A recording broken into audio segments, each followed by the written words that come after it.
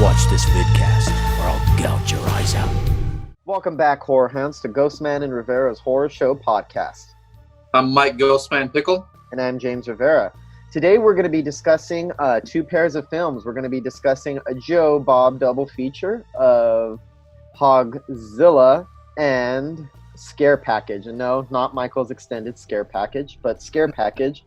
A pair of movies starring JOE Bob that he hosted on his show, The Last Drive-In on Shudder, and a pair of Argento classics. But before we get to that, we have to get to... Horror Show News. All right, our first story is Clive Barker may be getting the rights back to the Hellraiser franchise. Evil Dead 4 to be directed by Lee Cronin. Saint Maud from A24 gets a new theatrical release date. Stephen King wants to write I, Jason. And a new Kevin Bacon horror film from the director of Stir of Echoes is coming called You Should Have Left. Shout and Scream Factory are seeking public's help to find missing unused footage for a definitive director's cut. This is some juicy news. I'm liking all of this. First of all, Clive Barker may be getting the rights back to the Hellraiser franchise.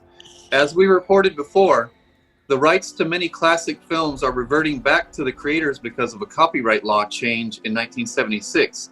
The latest is the Hellraiser franchise. Clive Barker has officially filed a complaint for a declaratory judgment to get the rights back to his novel Hellbound Heart. Entertainment lawyer Larry Zerner says Barker's termination, if effective, would not take place until December 19th, 2021. If the producers can get a new movie out before then, they would be legally in the clear, just nothing new after that date. So it's unclear whether this will affect the HBO Hellraiser series from director David Gordon Green and written by Michael Dougherty and other writers. But we'll see. It's going to be interesting either way. So are they saying even if they can get one more production going, that would still be the last one? Yeah. Okay. But they have to get it going before the rights run out. But it's still going to go to Clive Barker either way. This is not a situation where if they get it, then they have it for years again, right? Yeah, I mean, it's looking good that he's going to get it. It's just not official yet, so they don't want to announce it. Okay. So it looks like it probably won't have any effect on the David Gordon Green Hellraiser series, which I'm hoping it won't because I've been really excited for that. However, I know to always hold my breath when it comes to the announcement of a new Hellraiser project. However, I am thrilled to hear that it's going to be back in Clive Barker's hands. Anybody who knows me, I love Clive Barker. I think he's one of the most brilliant minds in horror. My favorite fiction writer, period. And he has such a great imagination. It's like he's one of the few authors I think that knows how to make a good film. A lot of writers do not know how to get in and turn their stories into something cinematic. They're precious about what's on the page. Clive Barker actually made a lot of changes with the original Hellraiser. It's vastly different from the book. And it's the type of changes that most directors make when they're trying to adapt something to the screen. So Clive Barker knows how to make something work in the proper format. I really, really want to see another Clive Barker movie from Hellraiser because I don't really think that anybody will ever capture the essence of Hellraiser like its creator. When he gets the rights, it's going to be to the first one only. So it's any other Hellraiser movies will have to pick up from the first one because he won't have the rights to anything that happened in any of the sequels, which I'm fine with. I'm okay with that. I mean, I do enjoy Hellraiser 2, but as far as like the mythology and the world building, I feel like all you really need is one for it to be essential or necessary. And I don't really mind the trend of all these franchises, these classic franchises that come out with these legacy sequels that seek to ignore the entire franchise except for the original classic. So I can dig it. So what are the chances of Clive Barker kind of joining the project with David Gordon Green? Or you think he's just going to make movies? I don't know. That's hard to say. I mean, Clive Barker has handed off his work to other creators. I mean, if you think about Bernard Rose, who did a fantastic job with the original Candyman, based on Clive Barker's The Forbidden. I think there's a chance that he might maybe give his blessing or give some kind of input, but I don't see him standing in the way because if it's not his film, he'll stay out of the way. But I do want to see him direct another movie. as I really do think that Hellraiser is one of the most visually striking horror movies of the 1980s. And I do think with the series that David Gordon Green would do it justice. I mean, I know a lot of people didn't like what he did with Halloween in 2018, but I thought he really captured the energy of the original. Mm-hmm. And I think that he would really strive to do the same thing on a TV series, especially for HBO. As far as the Evil Dead remake, just wanted to touch on that real quick. I actually liked it a lot. I know that you're not a fan. If there is one thing that I do hope that they take from the Evil Dead remake, it's the level of attention they put into the gore scenes, because everything looked realistic and practical. And I think that was one of the best things about the remake. I hope that they stay to that, because Evil Dead is known for its over-the-top gore and everything. And I understand you might have to augment a little bit with CGI, but I hope they stick to what Fede Alvarez did, how he dealt with the gore in his film. Oh, for sure, because everything that I didn't like about the Evil Dead remake was done on purpose. It was the decisions that were made before the movie was actually made that I didn't like about it. So, but it still showed great skill as a director, and I think he came full circle as a director with Don't Breathe. So I can't wait to see what Fede Alvarez does next too. Our next story, we're going back to Saint Maud. Is that A24 religious horror film from writer-director Rose Glass. It was originally supposed to be released in April, and the new release date is July 17th. It's going to be one of the first movies in theaters after the lockdown. And the film centers around Maud, a newly devout hospice nurse who becomes obsessed with saving her dying patient's soul. But sinister forces and her own simple past threaten to put an end to her holy calling. Oh man, I've been waiting for this for such a long time, and as soon as it was about to go into theaters, the lockdown came in. Yeah, I just want to see it already. Yeah, this might be the first time I venture out to the theater after the lockdown. What was the date again? July 17th, actually. July 17th, yeah. Here's the good thing about that. I'm not going to lie. I am a little bit nervous about going back into movie theaters around a big group of people. Yeah. Something tells me that the theaters aren't going to be packed, and Saint Maud isn't a big blockbuster franchise film. So I want it to do good, but I'll feel very comfortable if I walk into the theater and there's only a handful of people there. Like, okay, I can sit down and I can enjoy this without the fear of contracting anything. Yes, it's the kind of movie that would be easy to social distance. I'm sure you agree. This is our kind of movie right here. We like these art house A24 horrors that really get deep into the psyche and drama of horror. What some people call fart sniffing movies. Yeah. So apparently Stephen King wants to write I, Jason. The idea of this, it's going to be about Jason Voorhees of Friday the 13th. He's suggesting that he would tell a story from the perspective of Jason, as opposed to the campers. And he wants it to be about how he's subjected to repeated torment and death in a story arc that would be similar to Groundhog's Day or Edge of Tomorrow. This is what Stephen King had to say about it. And he tweeted, "The best novel idea I never wrote, and probably never will, is I, Jason, the first-person narrative of Jason Voorhees and his hellish fate. Killed over and over again at Camp Crystal Lake. What a hellish existential fate." I don't know what the chances are of King getting cleared to do this, but I don't see why anybody involved with the Friday the 13th franchise financially wouldn't want to give him the rights to do this, because after he writes a kick-ass story, I'm sure he'll write something really terrific. They can just go and adapt it into a movie. So they'll have a new Friday the 13th movie based on a novel by Stephen King, and they won't have to be repeating the same shit over or scrambling for a new idea. It's a goldmine. I hope they go for it. It's Stephen King's Friday the 13th, huh? And one of the things that distinguishes Stephen King as a writer is his, I would say it's his portrayal of youth. The way that, I've always felt as a writer, his biggest strength is that Stephen King really understands young people. He understands their hopes, their desires, their fears, the way that young people think. And Jason was somebody who was destroyed as a kid. So it'll be interesting and probably very sympathetic, and we would see another side of Jason Voorhees, and we would probably start to see all these pot-smoking, fornicating teenagers as the villains. it's not that far of a reach either, because Jason has always been kind of a sympathetic character. Yeah. It is a tragic story, you know. He's a mama's boy. And I don't think Stephen King has ever reached out and tried to, take somebody else's material and make his own spin on it. But I think he would be good at this, particularly with his writing style. And like I said, if I were a producer or if I had any rights to it, I would say, give it to him, and then we're going to adapt his novel. Such an easy-made movie for you. I would normally say, no, I don't want to know any more details about the killer, but Jason is a killer that has a deep backstory, so there's a lot to explore there. It's not like Michael Myers. Michael Myers is somebody who you don't want to know that much about, with all due respect to Rob Zombie. I actually like Rob Zombie's origin, but as something completely separate from Michael Myers. Jason, there's a lot of room to fill in, and who better than Stephen King? Stephen King also said this: just thinking about the legal thicket one would have to go through to get permissions makes my head ache. And my heart. That too. But gosh, shouldn't someone tell Jason's side of the story? Fucking do it. Okay. Yeah. I feel like he should write it anyway.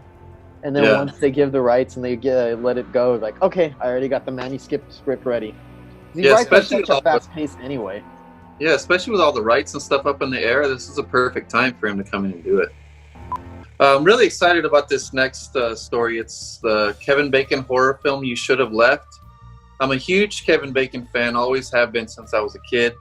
And he's had huge contributions to the horror genre. He was in Friday the 13th in 1980, Tremors in 1990, Flatliners, somewhat of a horror film in 1990 as well, and then the awesome Stir of Echoes in 1999, and then this new movie is the same director.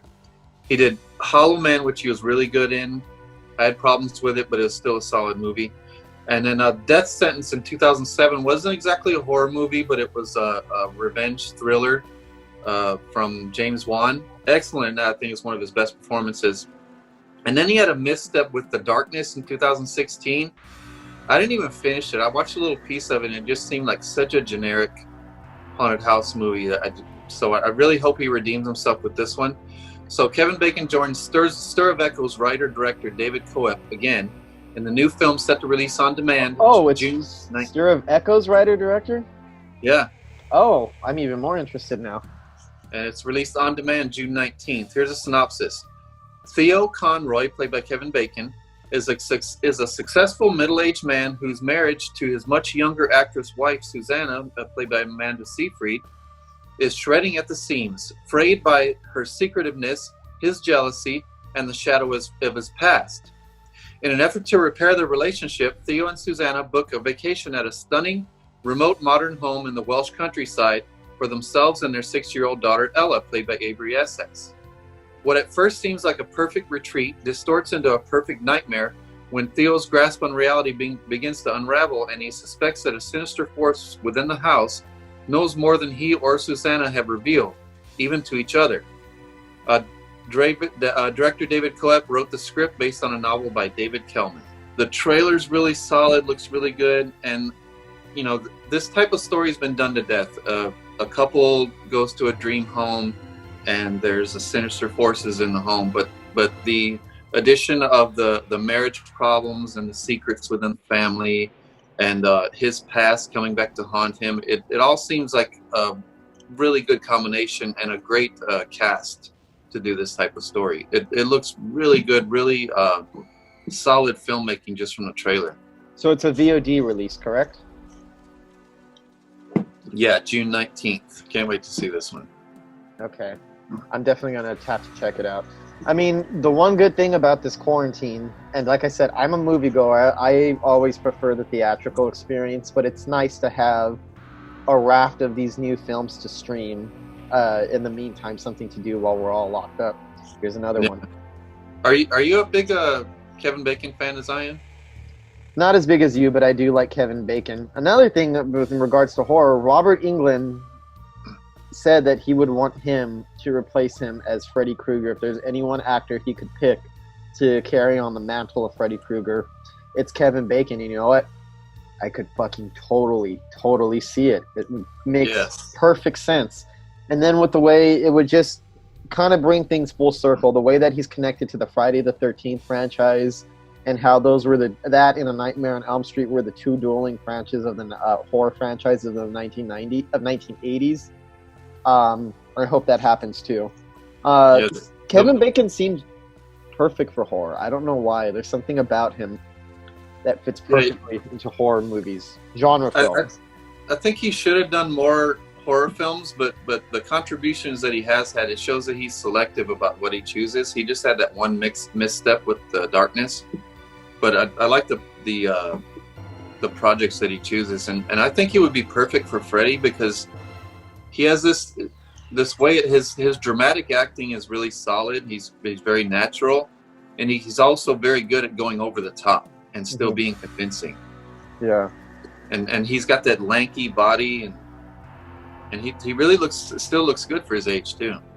You ever heard of 6 Degrees of Kevin Bacon? Oh yeah. So apparently there's like a game that you play where every sixth actor that you could think of in Hollywood has been connected to Kevin Bacon somehow. I don't know how this came about or who discovered it, but it's interesting. Shows how long he's been around, his connections to Hollywood. So the Shout and Scream Factory are seeking the public's help to find unused footage for a director's cut of Event Horizon. Now, this is what they had to say. New extras are in progress and will be announced at a later date. August timing, meaning August is when they would announce their release date. And they said it's also dependent on current events. As for any inquired about additional footage, in addition to what's been presented in prior releases, we are looking into it as best we can. We welcome any leads you may have alongside our efforts.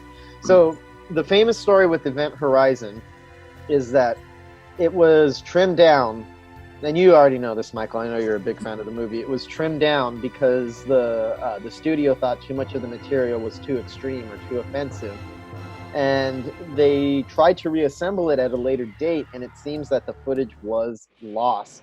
However, I still think that they should really try and dedicate all their efforts into trying to find some other source where this footage may be, because I have the feeling that it still exists somewhere. You're just going to have to find it, because there's been so many cases in the past of, say, for example, silent films that people thought were lost forever, movies that were gone, or even, you're in Metropolis, right?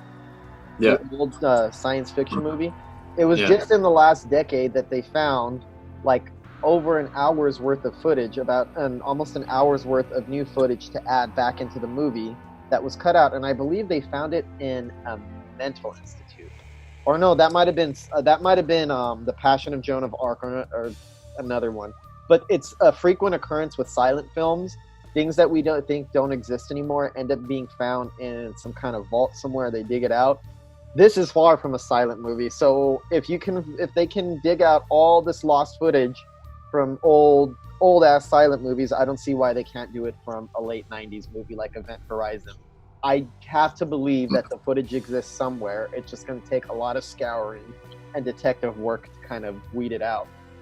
Well, I don't know. I'm really suspect about this one. I'm really suspect about their approach to building hype for this.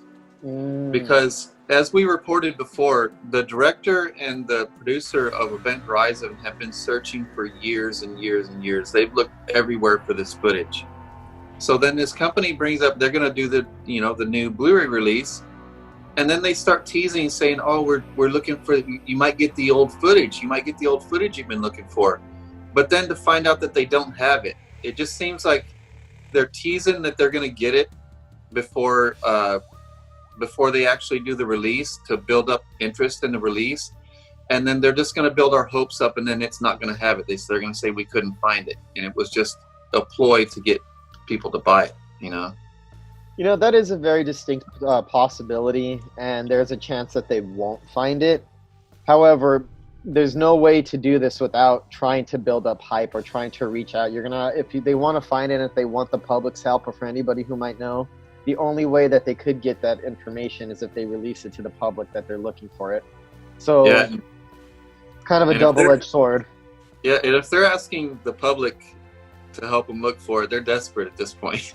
I think they're serious about it too. And Yeah. I mean, I've always wanted to see the extra footage because the way that it plays in the movie, it kind of gets you kind of get like sneak peeks, like in like little flashbacks or when they're watching the video. So you kind of get an idea of how depraved all the missing footage probably is. And it always teases you every time you see it because the images go by so fast, but you could see that you're looking at something very sick and depraved. I hope that they could actually find it, though. I really, really am, because if they can find old silent movies, I have to believe that they can find Event Horizon footage. Yeah, because when I see that footage in the film, it feels like I can see all of it in my head, even when they turn away. Mm-hmm. Feels like I can see what's going on because they keep the audio going of everybody screaming and ripping each other apart. I feel like I can see it already, so I can't imagine if they find that footage. I'd be so excited. I'm such a nerd for this movie. The only thing is the downside. What if it ends up being a disappointment and the flashing by really quick and the screams in our heads were more effective than showing all of it? There's also that possibility.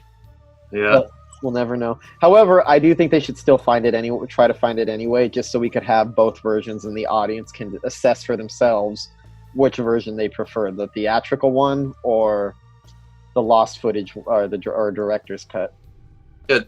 Either way, I'm excited for anything extra they can add or any kind of touches they can do to make it higher quality. I'm down for that Blu-ray release either way. So even if they don't get the footage, it's Shout Factory, so the Blu-ray is going to be a kick-ass Blu-ray release. You know, it's going to be remastered and given the utmost care. It's going to have cool cover artwork, a nice slip case, and it's going to be loaded with informative extras. They're like the Criterion of horror movies. So even without the footage, I would be disappointed, but I would still snap up this release in a heartbeat, even without it. If anybody's going to find the lost footage, it's them, right? I think so. So, They're good. fingers crossed for Event Horizon. Hope. All right, so we're going to get to these movies we watched this week. What's first up on our menu, Michael? The first one is a brand new anthology horror film that Joe Bob introduced on his show. It was a premiere week, so he premiered it on the show. The tagline is 7 directors, 7 tales of terror, 0 working cell phones. So that shows right there that this is all comedy horror all the way. It has 7 stories and then a wraparound. And so we were going to discuss what we think of the film overall, and then we'll go through and discuss each of the shorts. So for me, this felt like our horror show. Mm-hmm.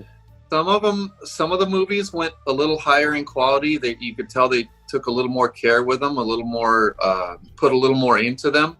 But for the most part, it's campy, silly, but with really solid camera work. Like the whole thing looks really good. There's some really good gags in it. The effects range from cheesy to really good.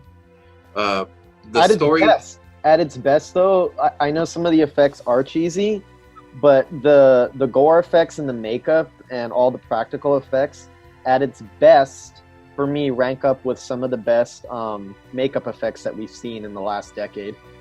Yeah, and there's an energy that runs through it. Because all the shorts are so short that even if you get a short that you don't like as much as the others, it kind of just breezes right through it. Mm-hmm. And there's no short in here that's just like sucks. Mm-hmm. All of them are at least decent, and then some of them are real standouts of being clever and bloody and funny. So I liked it overall. I thought it was a slightly mixed bag, but overall a blast. I can't imagine any horror fan not enjoying this movie despite the flaws that are present. And let's be clear, the flaws that are present in the movie are inevitable in a film that's an anthology when you have 7 different filmmakers with 7 different visions all trying to gel together. There's no way it's ever going to be as that consistent. You have to learn to expect, like Joe Bob says with these anthology horror movies, that there might be some parts that you might just have to cruise down, relax, and wait a little. But even on the shorts that I wasn't particularly fond of, they weren't bad, and they rushed by quick enough that it didn't really give me too much time to linger on it or to nitpick, to criticize, because by the time I started formulating criticisms in my head of a certain short, we'd be thrown into something else, and it's usually fun or interesting or entertaining or eye-popping or funny. And some of these shorts are really, really spectacular, I think. Really good concepts, and you could tell that each one, even the ones that I like less, are definitely made by people who love the genre, people who are excited to be making a movie together. And a lot of first-time directors, a lot of rookie directors and writers, and you could tell in the energy of it and the cleverness of it. You could tell that it's people coming with fresh ideas and adding them to familiar horror tropes. You know. I also have to say it's probably the most ambitious anthology horror movie I've ever seen. It has a bigger wraparound story than most anthology horror films do, and then most anthology horror films don't try to fit 7 different shorts. Is that 7 different shorts plus a wraparound? Yeah. Damn. See, and the wraparound itself is pretty elaborate. It's always funny and it's always entertaining. And well, the wraparound turns into another short at the end. So that's what it is. So it's technically it's 7 altogether, but it's the same director did the wraparound as did the final short, which was the horror hypothesis. Every effective anthology movie needs a really good wraparound. I thought this one had a solid one. The wraparound on this one was Rad Chad's Horror Emporium. It's directed by Aaron B. Koontz. It centers on a video store where the owner teaches a young employee the rules of a horror film. And it has the customer that he looks kind of like a broke Joe Lynch. He comes in and he wants to be an employee there, and he gets mad because the guy hires somebody else. But it's really fun. It seems like Jamie Kennedy's character from Scream owns a video store. You know, it's very meta. You would say, like, you could tell that every short is very self-aware. The characters even always seem to be aware that they're in a horror movie. So this kind of falls into that Scream, Cabin in the Woods category of that type of humorous, self-aware horror. And besides the comedy, that's the only theme that runs through the whole thing. That the characters discuss horror films a lot, and horror film tropes. And I thought it was really clever the way that they incorporated the short films. And since this is like a video store, each of these short films is supposed to represent, I guess, a different video on their shelf and a different subgenre of horror. So I thought that was a very clever way to try to integrate all of these stories together. Yeah, I was a little confused at first because you know how they start out with the short Cold Open, which is not the wraparound. And then they kind of transition into Rad Chad's Horror Emporium. So Cold Open, that was directed by Emily Higgins. This one's extremely meta, where a guy goes from movie to movie as a good guy. He's different characters in different horror films until he reluctantly, accidentally becomes the killer. And it has a nod to Nightmare on Elm Street with the Freddy convertible. So there's a lot of stuff for horror nerds in there, and it's really clever in its approach. It wasn't as good as The Promise. There's an excellent little short film in there somewhere, but it ended up being just a little fun short, clever short. I thought it was a good way to open it up. It's not the best short in there, but what I like about its self-awareness is for a while, when you become aware that the lead actor is supposed to be a horror trope that you see in every movie, I start to think that, oh, so they're making a movie, but no, they're not actually making a movie. It's more meta in that. It's like they are trapped in the world of horror movies, and the characters are self-aware that they're existing in this alternate universe where they are a part of a movie. It's not like people making a movie. It's like people are in the reality of a movie, recognize that it's a movie, but it's still real life for them. So I thought that was a little clever way to try to make it a meta short. And it makes sense that Cold Open would kick off the Cold Open. Yeah. And it had shades of Tucker and Dale versus Evil in it. Mm-hmm. You know how the victims accidentally get killed. Yeah, but all very funny though. Yeah. So that one was really good. And then after that one came a really good one. It was one of my favorites. One Time in the Woods. It's directed by Chris McEnroy. It's very gory splatterfest, dude, about a guy turning into like a gooey monster, and a backwoods slasher shows up, and you have an exploding head kill, a rock thrown at somebody's head kill, Body melting. Body melting, and this guy trips and falls in this guy's dick. What I liked about this one is that the script of this particular short is a little bit wobbly as far as I'm concerned. It's a shaky script that barely hangs together, and none of the elements seem like they're going together, and all the plot twists seem to come completely out of nowhere and are absolutely nonsensical. But the filmmakers who are in charge of this particular short seem to be aware of how ridiculous what they're doing is, and they just run with it. You could tell that they didn't care that this didn't make complete sense and some of the logic is wobbly. It doesn't even matter at all because they are so busy throwing so many different humorous gags at you, throwing so many clever, really elaborate, imaginative gore effects at you, so much humor that you kind of forget that what you're watching doesn't make sense, and it's hard not to watch that whole segment with a big grin on your face, the way that it's so self-aware of its own silliness.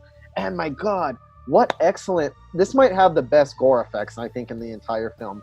What excellent effects we have of people who are sitting there melting apart. The everything about it, I think, completely works. And it just shows you the magic of practical effects when they're done right. Yeah, it's really sloppy and Gooey. Gushy gore, dude. And the gore monster is awesome, and it's hilarious too. It throws around story beats and comedy just like it does the gore. Speaking of limbs, they stole my idea. Did you see that? In my first short film, Stab Awake, there's a guy that gets his leg chopped off, and then he's beaten and choked with the leg. And they did the same thing in this one. They beat the guy with his own leg, and they even mentioned in it, oh, he's beating him with his own leg. Yeah, I had a blast with that one. Probably one of the highlights. A bit of a low point for me was Mr. M-I-S-T-E-R. It's directed by actor Noah Sagan. It's about a guy who tries to join a men's group. It's the men's group is kind of like an Al Bundy's No Ma'am. That's what it reminded me of, because it's kind of against women. But the guys are not what they seem. This one's really cheesy, a bit too cheeky for me. The makeup effects were passable, but they were kind of cheap, but still somewhat entertaining. My biggest problem with this one is that when this particular short started, the concept of it had a lot of promise, and I thought that the men's group was hilarious. The things that they complain about, the stereotypes that they traffic in, the way that they view women, and the way that they try to be the worst possible stereotype of what it is to be a male or what it is to be masculine. So I remember settling in, I was like, oh, this short's going to do something really interesting with this concept, and I was excited. I was like, oh, cool, this is a very good idea for horror to explore. And then I felt like it just kind of goes nowhere with it. It kind of gives you this really great idea, and then it throws a couple of plot twists into it that come out of nowhere, and they don't really seem to go with what the point of the movie was at first. Still kind of amusing. I wouldn't say it's bad, but I felt like this one really did not live up to the potential of its premise. And it started off where I thought this is probably going to be one of the best ones, and it turned out not to be that.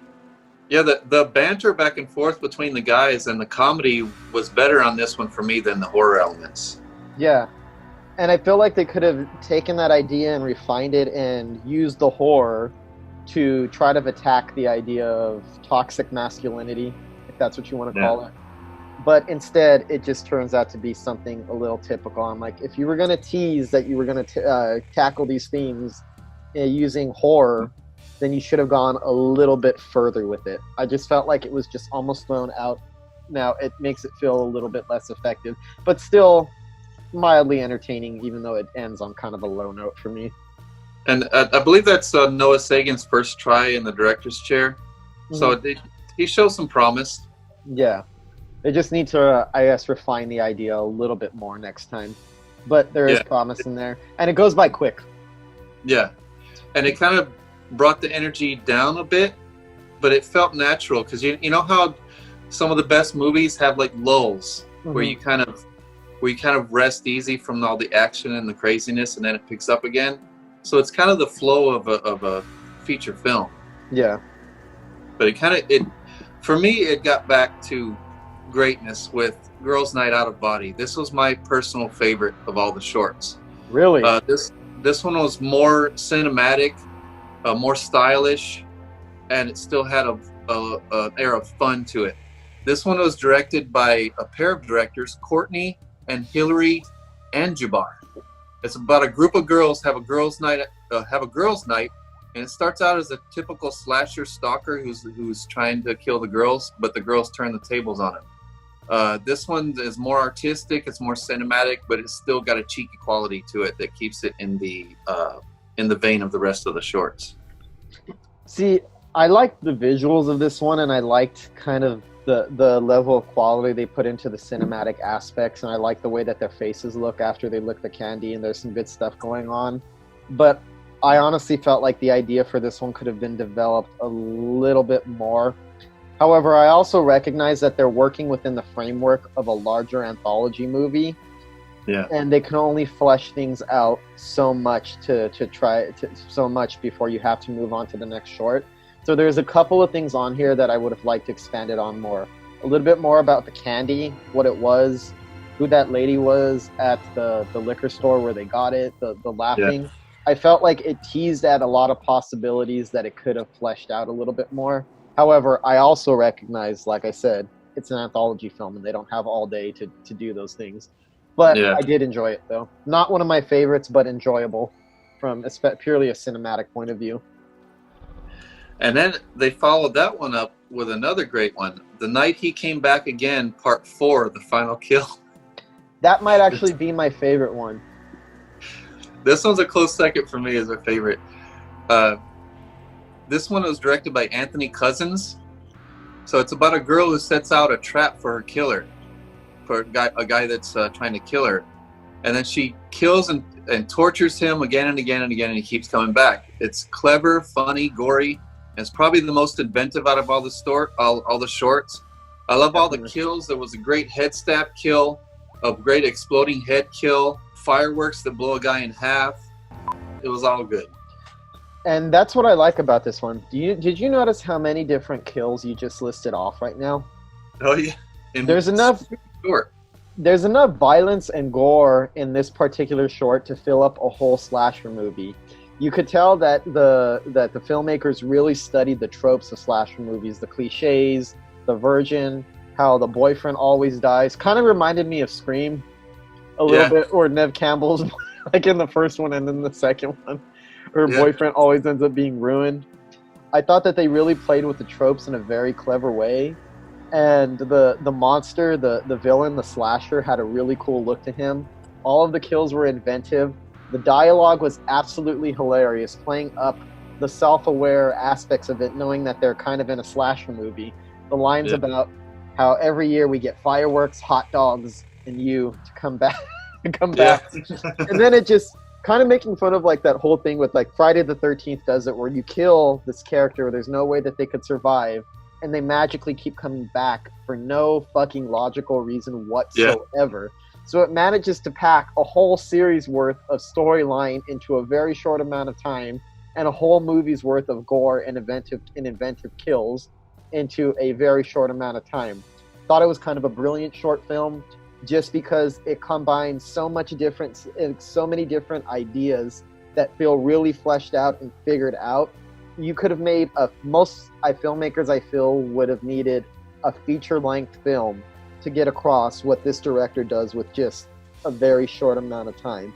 So this one really impressed me because I felt like I'd seen a full movie's worth of horror and an absolutely clever parody of what horror movies are. And it's mostly just one location. That's what I loved about it too. That's why all the kills and all the comedy and everything just came fast and furious, dude. Yeah. There was just one gag after another because it kept going through real tropes that you see in horror films, but they're usually all spread out throughout the movie. Mm-hmm. So this one, it contains them all in one little short, and it happens so fast, and the gags and the gore goes by so fast you can hardly process what you just saw. Yep, takes a while. So I definitely want to see what this team of filmmakers would do with a feature-length film. because Yeah. if you can do all of that, accomplish so much in that short amount of time, I can only imagine what they could do with a full-length project. So that was excellent job by director Anthony Cousins. Yes. And then the next one I thought was pretty good, where the rest of them seemed fresh. This one was more of a throwback. There's so much to do. And the director was Baron Vaughn. A symbol is burned into a black guy's forehead, and then he comes to life in fog. And then the fog kind of rolls through to retro music, and it's very reminiscent of John Carpenter's The Fog. The fog goes in, it like possesses a girl. It's kind of a letdown after the last one, but still pretty good. It's possibly my least favorite out of all of these shorts. And I think the main reason is that I don't really think the story is clear enough for what it's trying to attempt, especially in such a short amount of time. Some of the dialogue was mildly amusing, but I was not as enthralled with the whole joke of about how the main character hates spoilers on TV shows. Yeah. Talking about binge watching, it kind of struck me as being a little bit too self-aware that of the era that it takes place in a way that was not appealing to me. I thought there were some good effects in here. There's some good concepts and some good ideas, and the fight was pretty amusing. But this one really didn't do it for me. Yeah. That's just my opinion, though. And again, I'm willing to give the benefit of the doubt because some of these shorts are so ambitious that they don't seem that they should be contained within a short film. I can imagine if they had longer time, these ideas could be fleshed out better. But since it is a short within a larger framework, they have to get to their story beats faster, and they don't really have time to make the twist and turns as clear as they normally would in a feature-length film. And then that leads into the final one, where this one goes back around to the wraparound. But then they extend the wraparound into a short called Horror Hypothesis. And this is the one that featured Joe Bob. This is directed again by Aaron B. Kuntz. And it's a lot like Cabin in the Woods kind of story. And the store clerk is kidnapped and taken to some bunker where he's with other horror movie cliches, like in Cabin in the Woods. And he's the horror expert of all the cliches. But I like the killer in this one, the Devil's Lake Impaler, played by Dustin Rhodes. It was wrestler Dusty Rhodes' son, and he also played Gold Dust for the WWF and WWE. Joe Bob comes to save the day, and he's killed. And then I like his last words. He's like dying. He's a pretty good actor. He's dying. He said, "You're a moron," talking to the store clerk. So it was fun. It dragged on a little bit for me. It was a little derivative of Cabin in the Woods, but I loved seeing Joe Bob in it, and overall it was a pretty decent short. I thought not one of the best of the anthology, but I felt that it was a very solid, satisfying way to wrap it around and bring it together. And the appearance of Joe Bob as himself, the horror movie expert, kind of is what makes the last short completely worthwhile, because every part with him is absolutely hilarious. And then to have somebody like Joe Bob Briggs in there, being aware that they're stuck in a horror movie, having like one of the most foremost experts on the genre come in and do a kind of cheeky, slightly exaggerated version of himself, really put the meta over the top, but in a good way. Really, really would not be the same without Joe Bob Briggs' presence at the end. No. Although I wish he could have had a different fate. I'm not going to lie. They did you dirty, Joe Bob. I know. Still, it was a lot of fun and a good way to end the series off. A good way to end this anthology off. Yeah, I think Joe Bob could have been given a little more to do, because he's actually a surprisingly good actor and pretty natural. But the parts with him talking shit to that store clerk are hilarious. And let's not forget, Joe Bob was actually, he can hold his own. He was in Casino in 1995, directed by Martin Scorsese, in a scene acting with Robert De Niro. He is the big dumb hick. And this is not me talking. They kind of refer to him as a hick in the movie. This is not the way to treat people, Mr. Rothstein. I thought it was a blast. It's a slightly mixed bag, and I only say slightly mixed because I feel the positives far outweigh the negatives. But very well worth your time, and probably a must for any fan, any diehard fan of the genre. Yeah, even the worst shorts don't take you out of it. It keeps a a pretty frenetic energy throughout the whole thing. Yeah, agreed. And hardly slows down. The next one we watched, this was part of the same double feature with Scare Package because it also features Joe Bob. This one was quite a bit less good. This one was directed and co-written by Diane Jacques. Really quick, And that's a generous way of putting it. Quite a bit less good. It's about a tabloid news crew who goes into the Florida backwoods to investigate reports of a giant feral pig the locals call Hogzilla. Now, this is a unique film because it was never completed until Joe Bob showed it, and he had not even seen it. So they actually surprised Joe Bob on the Darcy surprised him with it, and he had never seen it before. And the director of the Joe Bob show actually finished the editing, especially for Joe Bob.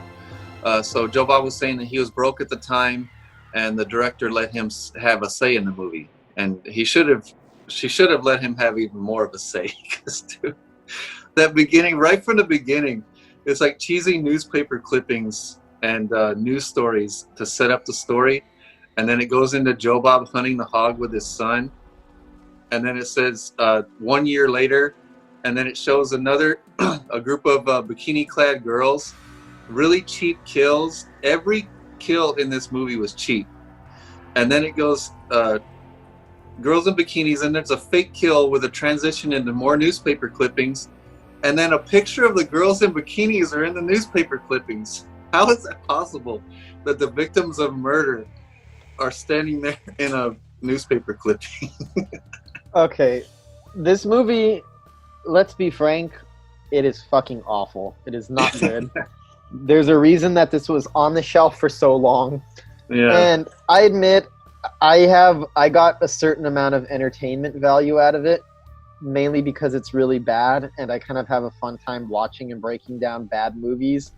But I can't picture this appealing to anybody outside of die-hard horror movie fans. This is not something that I feel that a casual horror fan is going to be very into this. This is for fans who want to see it all, who are willing to sit through the trash to get to a lot of the good stuff. And the movie is trash, but it's mildly amusing. And I have to say, watching it with Joe Bob Briggs himself and Darcy the Mail Girl dressed up all glamorous actually enhanced my enjoyment of the movie a lot.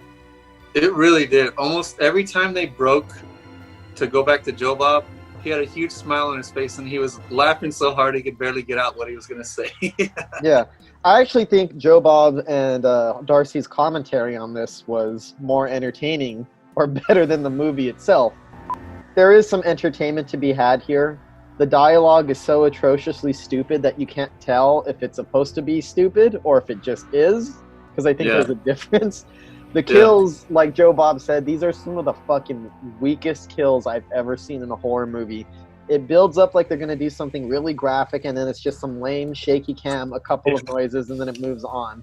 And I guess they didn't have the right budget for it. I guess the hog, the pig, the Hogzilla, whatever you want to call it. Yeah. I normally like the idea of not seeing too much of a monster. You know what I mean? Because you don't want to ruin it. It keeps it mysterious. This is one of those cases where it could have used a little bit more of the monster. However, the budget would not have allowed for that. So it is what it is. Some of the acting, I think, is actually kind of bad. And I think that is because a lot of the dialogue is pretty dumb. And it's kind of hard to deliver dialogue like that without it coming across bad. But I think what the actors kind of lack, and I guess in skills, they make up for it with... some of them have some kind of charisma or likability that makes it easier for the movie to sit through. But a lot of it is just bad acting. Yeah, that's the most annoying film crew, dude. Yeah. Almost all of them were annoying, and then they had the big guy, the overweight guy that they keep the fat joke after fat joke after fat joke. And even Joe Bob came up with a little game. He said, tell you what, let's play a drinking game with this movie. He said, every time they have a fat joke or reference his weight, take a drink. And if I would have played that game, I would have been blasted by the end of it. Because, man, it was fat-shaming wall to wall. Joe Bob had some pretty good lines. by far, in any good parts of the movie had Joe Bob in them. Like Joe Bob's lines, y'all gonna take some hog pictures? I love that one. This gonna get nasty. Yeah, those are the best things about the movie. I don't know, dude. I have a hard time reviewing this one. I don't think it's very good, and I could see why Joe Bob doesn't like it, but it is fun, especially if you watch it with Joe Bob. Yeah. And to be clear with our audience, just so they're aware, both of the movies that we're discussing, they were both premiered for the first time on Joe Bob's last drive-in show. Correct? And this one, I believe it was all handheld camera, but it was really weird handheld. Sometimes it got really shaky, even in some of the still shots. And then it had really weird lighting and weird angles for no apparent reason.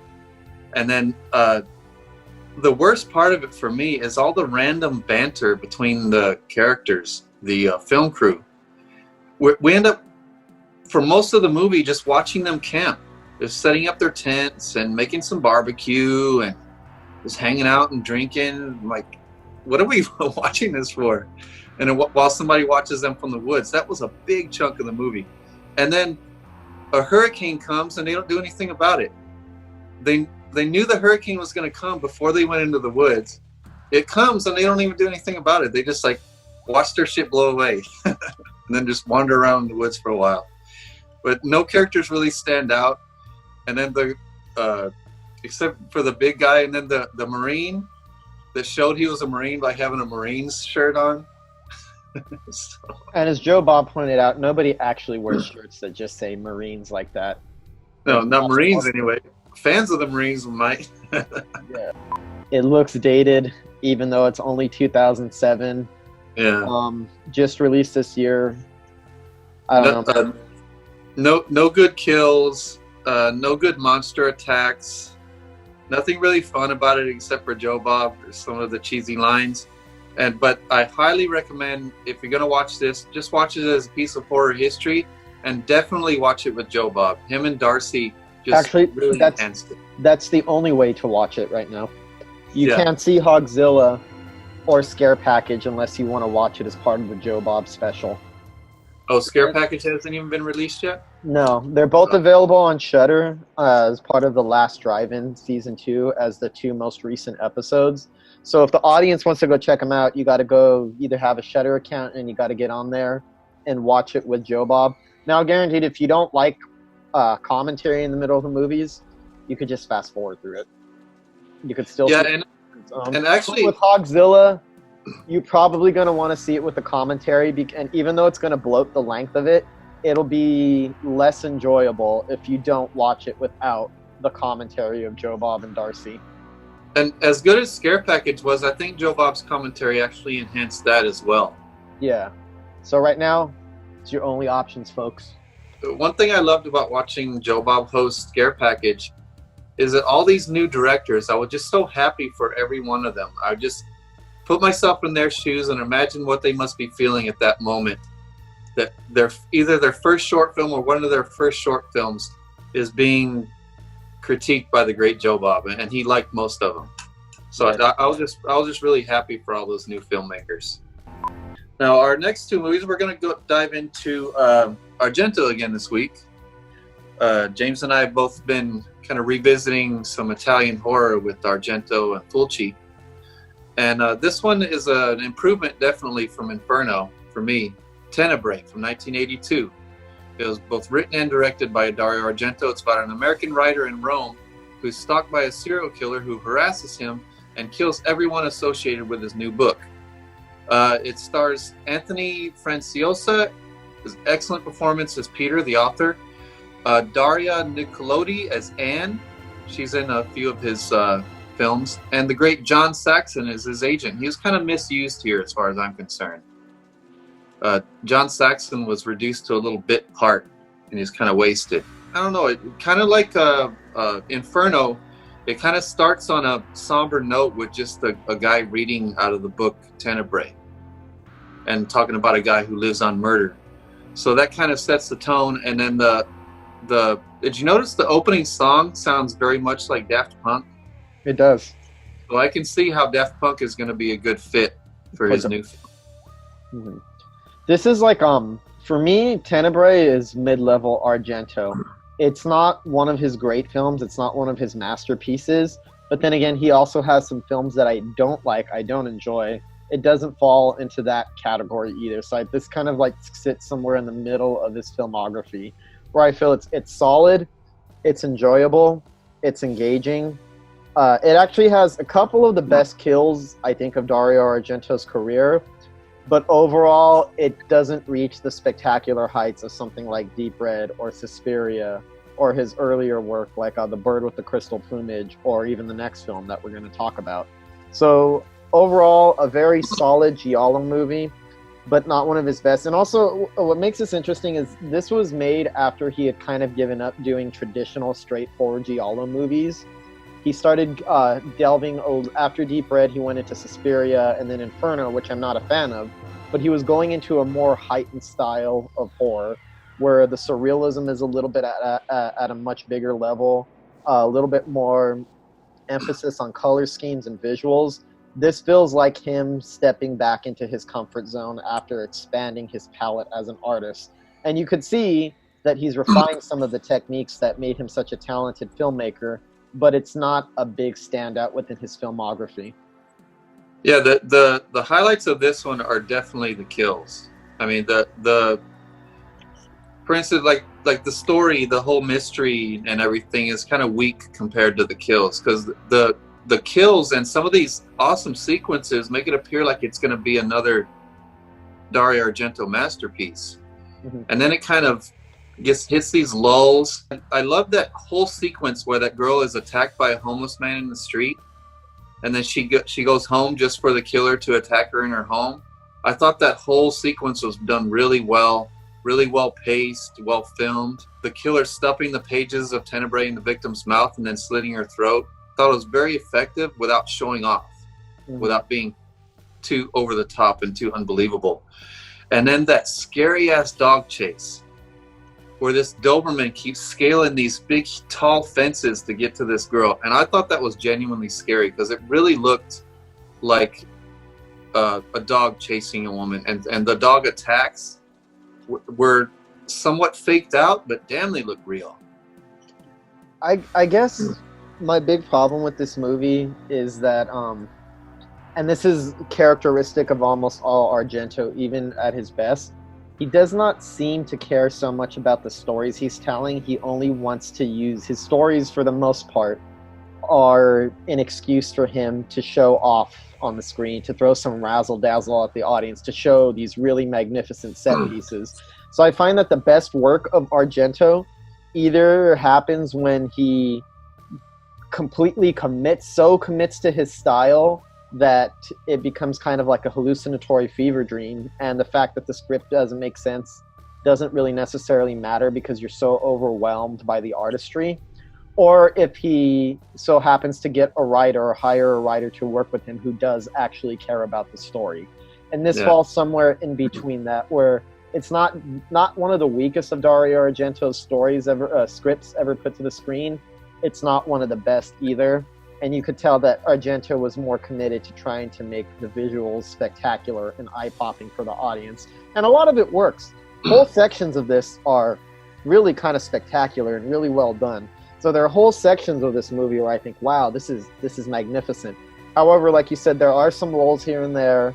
The narrative is a little bit slack and a little bit convoluted by the end. All of these narratives, a lot of these giallos have mysteries that are complete nonsense when you stop and think about them at face value. Entertaining enough for the most part to override its flaws, but not top tier Argento by any means. Well, two particular scenes kind of took me out of the movie and kind of kept it from being great for me. They were almost back to back. It was really long sequence with the girl walking around the killer's house. Like, I really don't like long sequences like that of someone just stalking around in the dark, unless there's something really interesting going on, either with the score or the visuals or something. But these really uninteresting sequences, this girl walking through this killer's house, and then the really long sequence with John Saxon looking around for the killer before his kill. It just went on forever before he finally got killed. But then right after that, you get this really nasty, bloody axe attack. You remember that one? That's one of the. I think that's what shocked me the most is that the axe attack in this movie is very bloody and very violent, even by the standards of Dario Argento, who revels in gore and who revels in trying to show off all the awful images that he can conjure up in his mind. And I thought that part actually gave it a little bit extra kick towards the climax, because you don't expect it to get that graphic towards the end. You don't think he's actually going to go there, and it's kind of a surprise, and it kind of takes you off guard. I actually like the whole climax of this movie. I thought it had a good climax. It was suspenseful. Maybe one too many fake outs, but even when there's one too many, the fake outs are still effective and still are cleverly filmed, done in a way that you could see Argento's very clear talent on screen. Well, that bloody axe attack just sets the tone for the climax and just carries you on to the rest of the movie. Because I actually want to look back and study that axe attack and see actually how it was done. Because you notice the blood didn't just spray, it fucking gushed out like they threw a big bucket. And the girl just painted the wall with their blood. It's thick. And it looks fairly realistic. It looks fairly realistic. It doesn't even look like a dummy was used or something like that. It looks like the axe actually hit her. So there's obviously some good directorial tricks going on with this one. Another reason I feel it's like a step backwards, if you see the two films before this one, which were Suspiria and Inferno. Love Suspiria, I don't like Inferno. What they do share is that type of feverish quality, and Dario Argento's use of color gets more clever with those films. You could tell that he's really more dedicated to eye-popping visuals. I feel like visually this is a little bit of a step back because it's kind of a drab-looking movie where the color palette is mostly monochrome. And I get what they're going for, and it kind of works for it. It just seems like Dario Argento was taking a break from all the spectacular excess that he was starting to traffic in, and his career went on. And it feels like an early Argento movie in a late stage of his career. Yeah, exactly. That's what I was going to say. It feels like it was done before Suspiria. Mm-hmm. This doesn't look like it was done. The kills do. The kills look like they were done by the same director, but not the movie as a whole. No. And that when the killer was revealed at the end, I thought it was way too obvious. Mm-hmm. And it's pretty easy to guess and a bit convoluted because there was another killer and all that stuff. That's what I mean. The script is convoluted. Like, the climax is exciting, the way that Dario Argento sets it up and stages it, and it's effective. But you can't think about it for too long, because if you start to think about it for too long, it completely falls apart under scrutiny. Yeah, but it redeems itself right at the end with a nice final fight and kill sequence involving the statue. I thought that was really well done. Yeah. So lots of good stuff in there. Lots of things that make it worthwhile, but still, for me, not a high point of Dario Argento's career. And at that point of his career, I felt like he should be doing more ambitious projects, something a little bit more worthy of the heightened sense of style that he'd been working towards his whole life. It even seems like it was made before Deep Red. Yeah, it does. Yeah.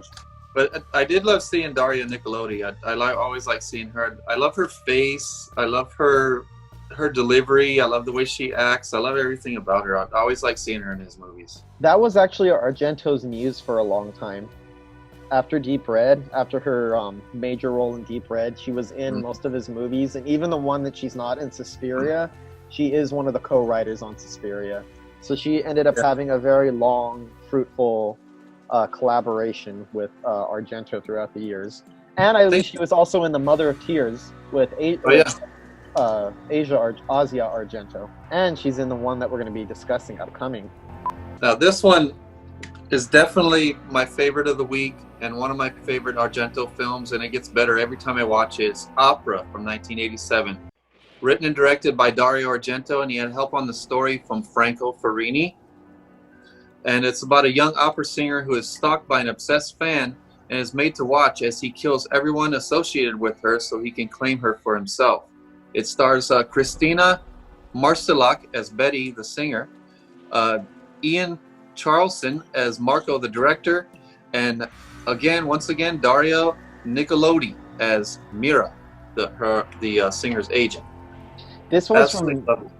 1987. This was 5 years after Tenebrae. Yeah, oh man, what an improvement. Everything came together in a perfect storm of Italian horror awesomeness.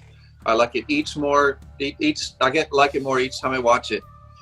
Right from the opening shot, I could tell, like back when I first watched it, I could tell this is going to be a great movie. It's the opening shot through the eye of a raven during opera practice. And you stay focused on the raven as the singer rants about the raven's cawing. And then the cawing of the ravens kind of makes you feel uneasy. And then it switches to the POV of the singer, and you never actually see the singer. And then she's killed, and then this new singer takes over. I thought that was such an effective way to start the movie. I'm like, this is such a perfect way. And back when I first watched it, I was like, oh, it could only go downhill from here, and it never lets up. Nothing in this movie ever takes me out of it. I think it's expertly crafted movie and just a genius masterwork by this awesome director. See, this is the film that you would think that would follow up Suspiria. You could tell that this is the filmmaker behind Suspiria and Inferno working his way towards something different and experimenting. And I think what makes this movie really work is it doesn't have the best outline script, but it's solid enough and it makes more sense than most giallos do, and it's good enough to get you through it. But my God, this is Dario Argento operating at his highest directorial level. Like, this is like up there with Suspiria and Deep Red for him being at the peak of his powers. Everything about this movie is very eye-opening. He completely commits to his razzle-dazzle style sort of horror. You know, the types of things that you want to see with Argento. It has some of the most inventive kills of his career, and it's just set piece after magnificent set piece after magnificent set piece. You could tell he just threw it all at the wall through this one. The roving camera work is really mesmerizing. There are so many sequences that are so tense and have you on the edge of your seat. For example, the fake out when we're not sure if the real police officer is in the room or if it's the serial killer who is acting like an imposter. The sense of tension, the way that the camera goes through when she crawls into another apartment and starts hanging out with a little girl. All of the kill scenes as she's tied up, and some original, really imaginative stuff, like when the killer puts those pins beneath the eyes so you can't really close your eyelids, and it forces the person to watch somebody that they know or care about get slaughtered in very graphic, excruciating detail. Really felt all of it. And I think the setting also makes this perfect for Argento, because Dario Argento is perfect. His style is operatic as it is. When you think of like Suspiria, the opening of that movie is so heightened, so over the top and operatic, it kind of transcends what horror movies normally are. So it's the perfect setting, setting for someone like Argento. It gives him the chance to really push his style and his experimentation as a filmmaker to its limits. And I feel like almost every set piece in this movie is really spectacularly impressive. It's hard not to be engaged by it. It almost feels like you have no choice but to be engaged, because Dario Argento is working so hard for his effects, throwing the camera this way, doing this, doing that. All kinds of imaginative gore effects in here as well. I think it's superb. It's engaging. For the most part, the script is good enough for what it's trying to do, and I think all the performances were really solid. Yeah, and that excellent camera work right from the start. Yeah, that's beautifully utilized in that big, beautiful opera house, where he's constantly either floating through the main part of the opera house or backstage. The camera is almost constantly floating through that opera house, and then it switches to either a character's POV or one of the ravens' POV. Goes into great kills, like ramming the guy into a coat hook. During that coat hook scene, he's like ramming the guy's head into a coat hook, and that's mixed with great shots of the performance and the ravens, and then the raven gets on top of the singer's shoulder. It's just all perfection, dude. And then the close-ups of the killer's weapons as he obsesses, and it's mixed with more shots of the ravens, and then the killer attacks the ravens, and the kills of the ravens was very realistic. It made me feel really uneasy. Mhm. Like when he was knocking them out of the air and stomping on them, they look like real ravens being killed. And then the Raven attack was spectacular. The Raven attack in the yes. Opera House was exciting. It was thrilling. It kept you on the edge of your seat the entire time. And one of the first kills where that guy stabbed through the neck and it comes up through his mouth. Mhm. It's fucking awesome. And this metal music comes out of nowhere, because a lot of the score is very operatic, very classical music, and then that kind of transitions into this crazy like punk metal song, and then there's a little touch of synth score in there, but it's mostly like operatic. It's really pitch perfect in all the transitions. I think this is one of those cases where the material is perfectly suited for Dario Argento's sensibilities. And I think the fact that he also had help with somebody else on the script, somebody contributing to the story, probably helped to refine it a little bit and rein in some of Argento's looseness with his scripts and his inability to care too much about the actual plot line. So all of it comes together, all of it really works, and it's just Argento, everything that we love about Argento all rolled into one nifty package. And Christina Marsalek is Betty. She's a perfect femme fatale for a Dario Argento film. She's got this beautiful, very original looking face, and I love the way she carries herself, and she seems very kind of mysterious air about her. It's just one of the best actresses I've seen in any of his movies. Mm-hmm. But I didn't understand why she goes wandering around town after every attack. That's the only one thing that took me out of the movie. Like, she'd get attacked, she wouldn't even necessarily tell anybody about it right away. She would just run around distraught through the streets. But then it led to another good scene. But that's Argento, though. I think those scenes are there only so Dario Argento could move his camera beautifully through the streets. Everything about him is an excuse for his visuals or how he can wow you as an audience. And I really feel like he's a showman, first and foremost. He's not a storyteller. He's about his showmanship. And I think this is the best showmanship that he had in any of his movies since Suspiria.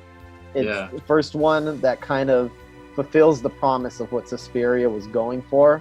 You see it in here.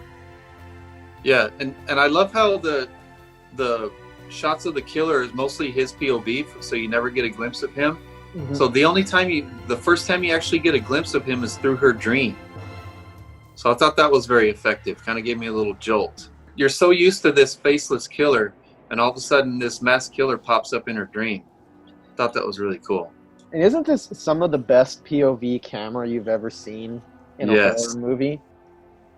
It's a clever way to keep the audience from looking at the killer, but it also keeps you on edge the entire time because you're following the killer's perspective, and the fact that you're following the perspective of a character you don't even know who it is, the audience is not even aware of whose perspective that they're assuming when they watch the movie, and I think that keeps it very suspenseful. And it never lingers on those shots too long. Mm-hmm.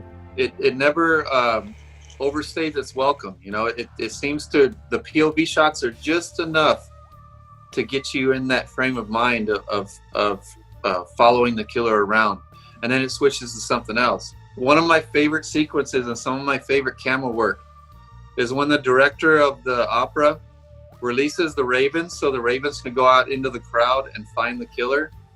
And it's this awesome POV shot of one of the ravens as it starts at the top of the opera house and spirals all the way down until it gets to the crowd at the bottom. That's one of the most spectacular sequences in the movie. Really show-offy. And kind of different from anything Dario Argento had directed up until that point. I've never seen him do a sequence quite like that one. Yeah. Oh, that was so good. That's another one I'd love to know how they did that. Yeah. This is one of those horror movies that I feel like where the creator is having a blast discovering new tricks, new ways to wow the audience, new ways to surprise people. It seemed like Dario Argento, throughout his whole career, he's always been searching for ways to wow an audience, to try to dazzle them. He's not like the type of horror filmmaker that traffics in trying to get you traffics in suspense or tries to get you on the edge of your seat. in a typical way that a horror movie does. He just wants to blow the audience away. You know, when you go see something Argento, your eyes are going to be overloaded with visual stimulation. I love the whole thing from the first shot to the final shot. Mm-hmm. Beautiful movie. Beautiful movie, and I think a highlight of Argento's career. I'm kind of surprised that this doesn't get discussed more within the context of his career. I hear Tenebrae brought up more and Inferno brought up more than Opera, and I think this is far better than either of those two films. So I feel like this one, for some reason, has flown under the radar of a lot of Argento fans. It's right up there with Deep Red and Suspiria for me. Another double feature right there. A couple of Argento classics. So those are all the movies that we have for today. But Michael, you want to share for the audience? Really quick, we've been if you've been keeping up with our podcast lately, we've changed the format of our podcast a little bit, where we're still Ghostman and Rivera, but we've been trying to put a little bit more emphasis on interviews and, you know, give the audience a little bit more insight into the filmmaking process by people directly involved in the industry. We have two big ones coming up in the following weeks. You want to tell the audience about them, Michael? Yeah, I'm so stoked about these next 2 weeks. Next week, we have director David Gregory. He directed one of my absolute favorite indie horror films, Plague Town. This movie feels so personal to me, and I show it to everyone who comes over my house, including you, right, James? Yes, excellent movie. Everybody comes over my house.